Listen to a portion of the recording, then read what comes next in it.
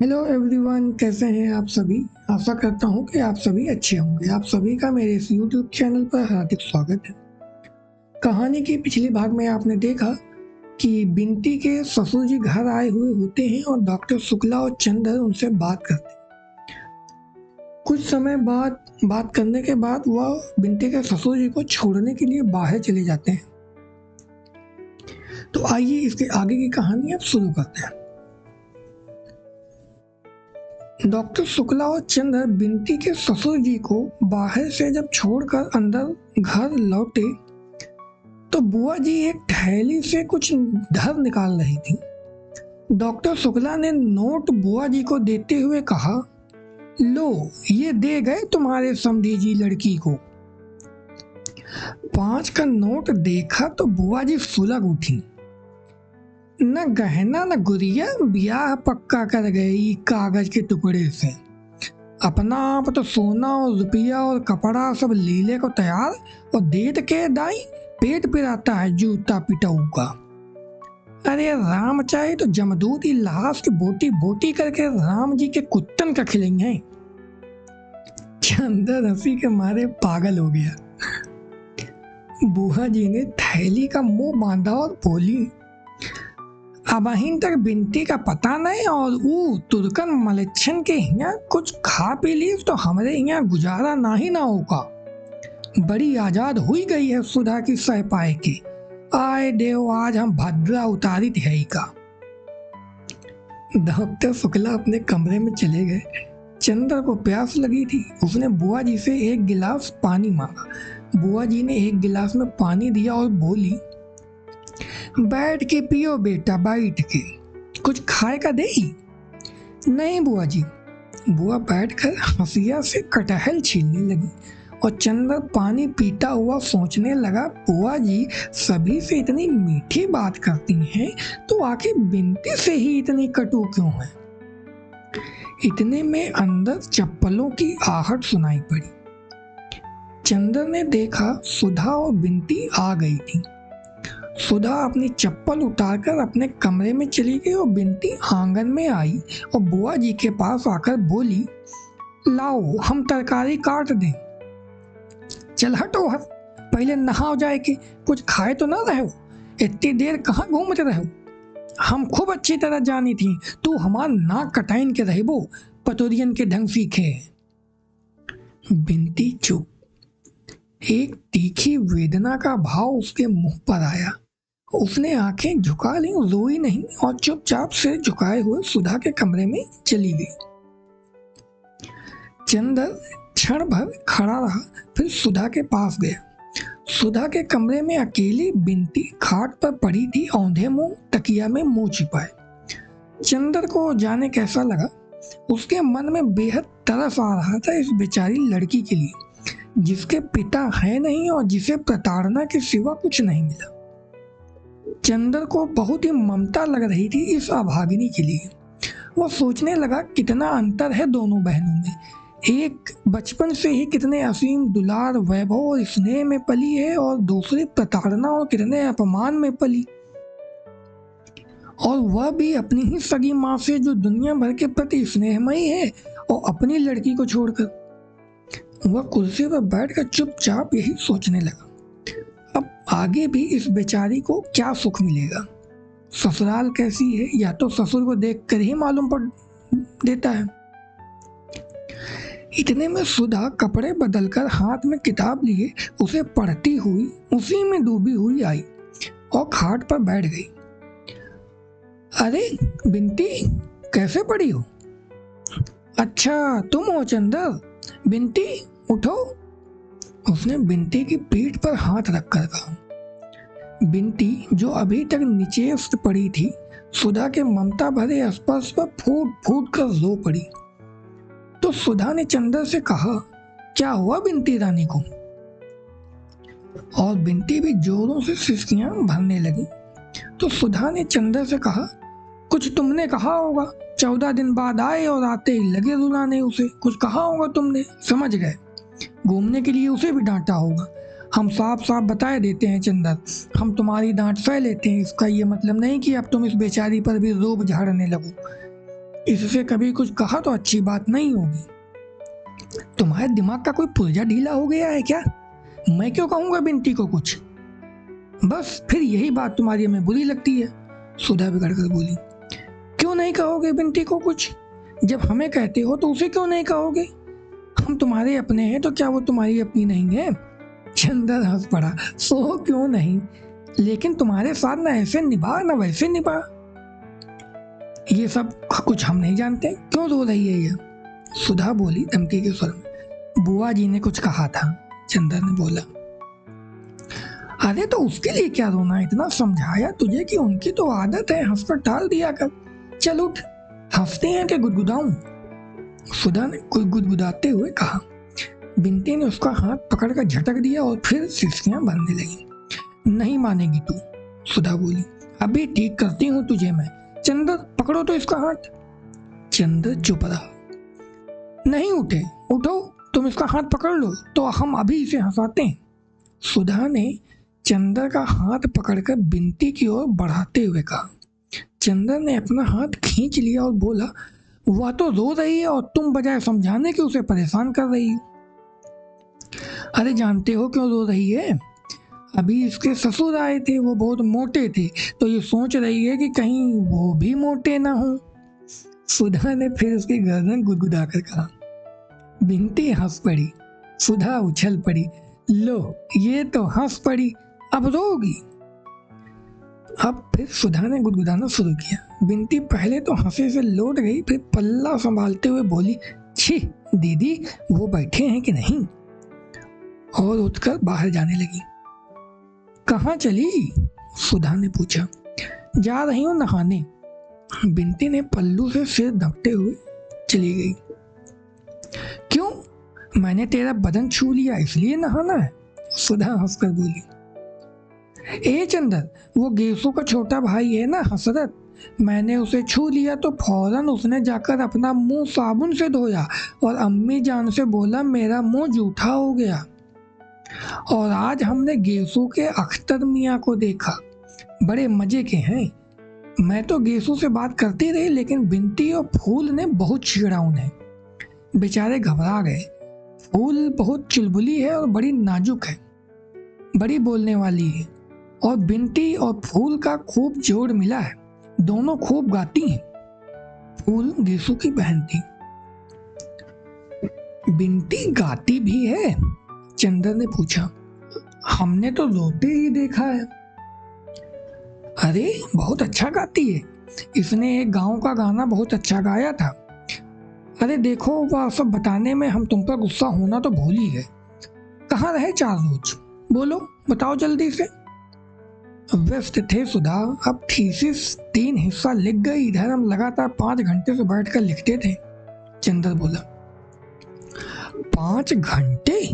सुधा बोली। दूध आजकल पीते हो कि नहीं? हाँ हाँ, 3 गाय खरीद ली हैं। चंदर बोला।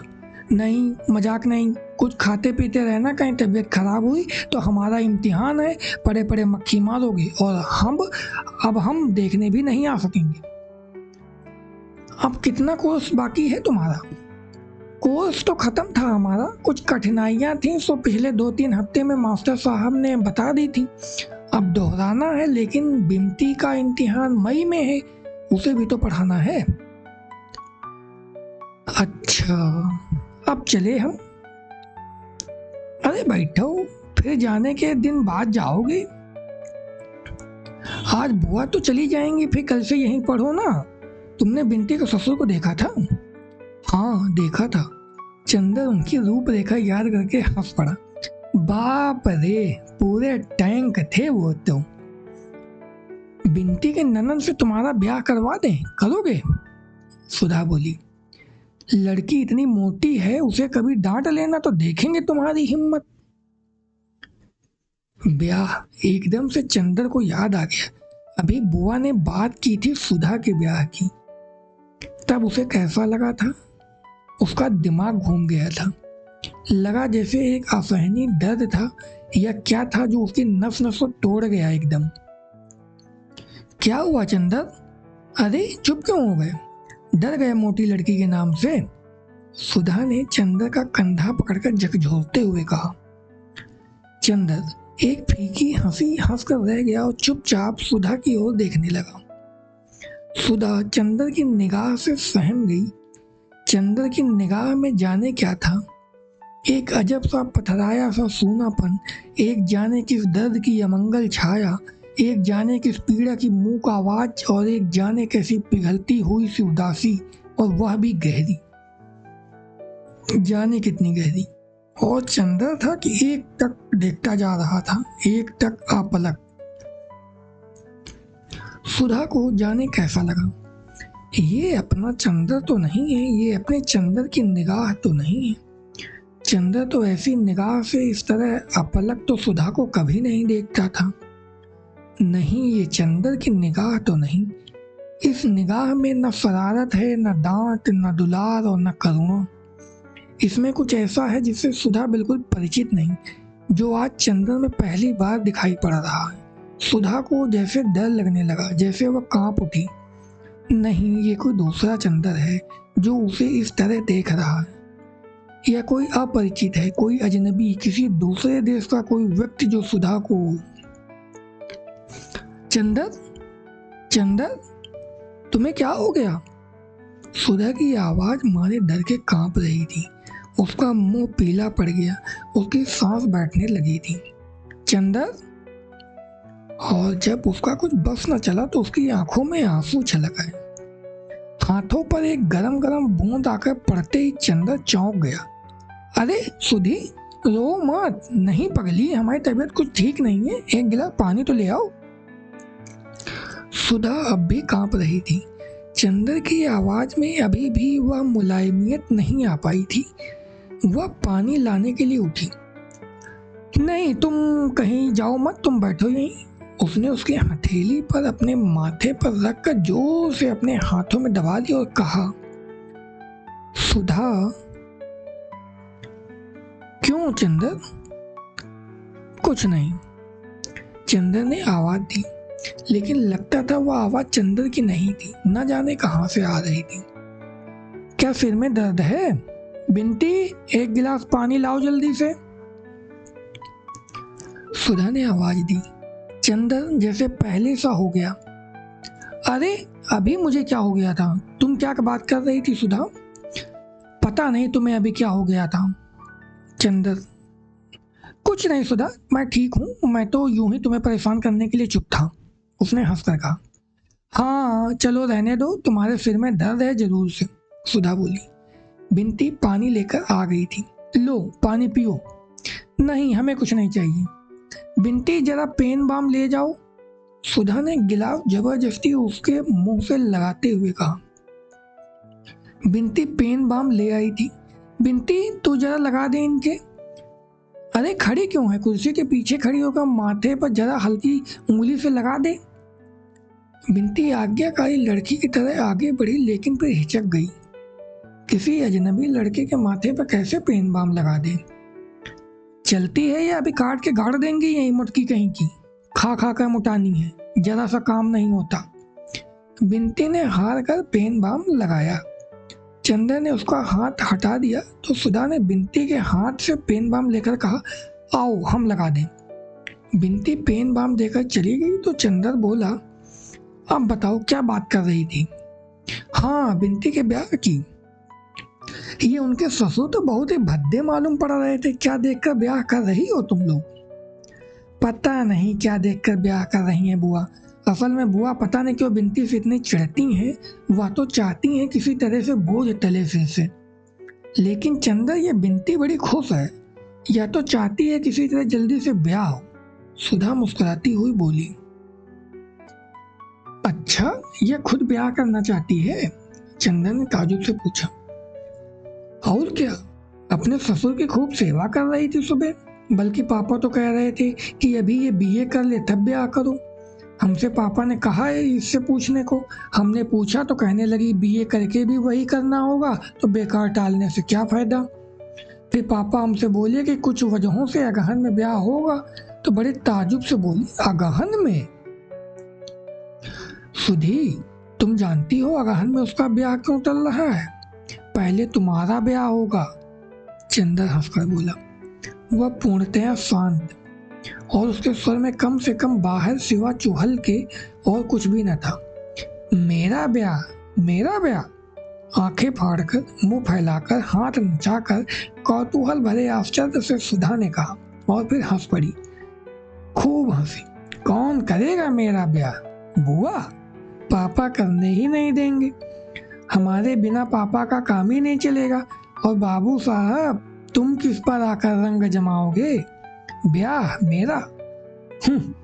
सुधा ने मुंह बिचकाकर उपेक्षा से कहा। नहीं सुधा, मैं गंभीरता से कह रहा हूँ, 3-4 महीने के अंदर तुम्हारा ब्याह हो जाएगा। चंदर उसे विश्वास दिलाते हुए बोला। अरे जाओ, सुधा ने हंसते हुए कहा। ऐसे हम तुम्हारे बनाने में आ जाएं तो हो चुका।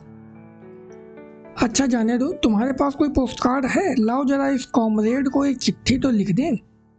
चंदर ने बात बदलते हुए कहा।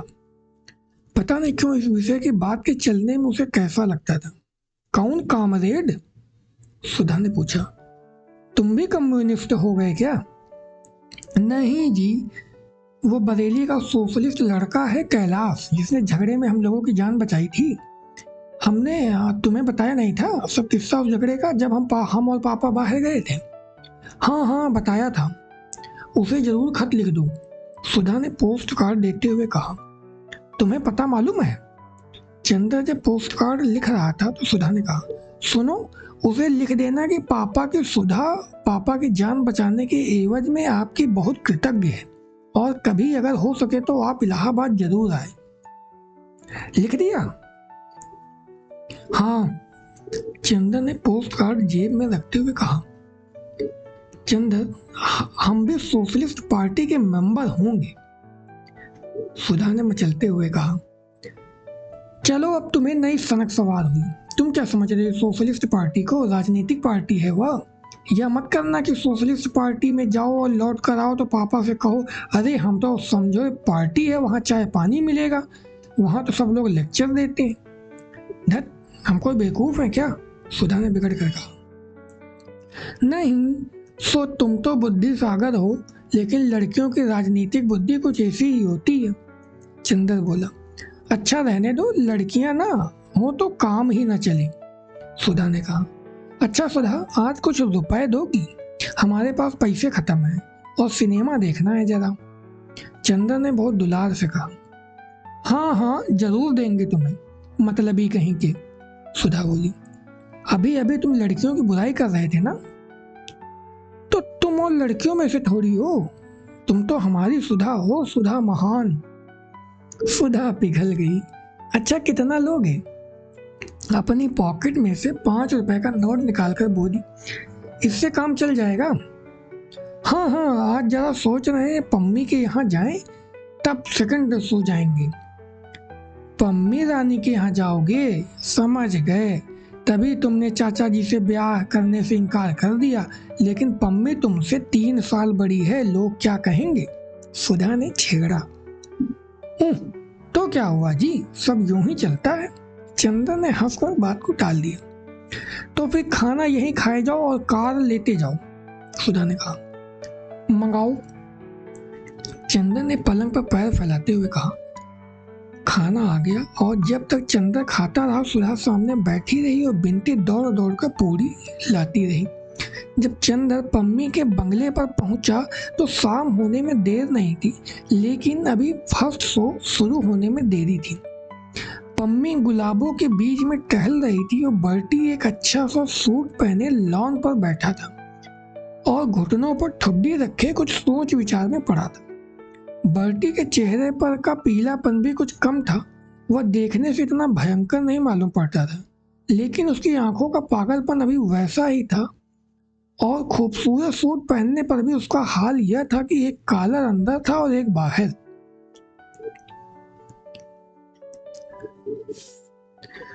तो दोस्तों, ये थी आज की भाग की कहानी। तो मिलते हैं जल्दी नए भाग के साथ, तब तक के लिए आप सभी का बहुत बहुत धन्यवाद।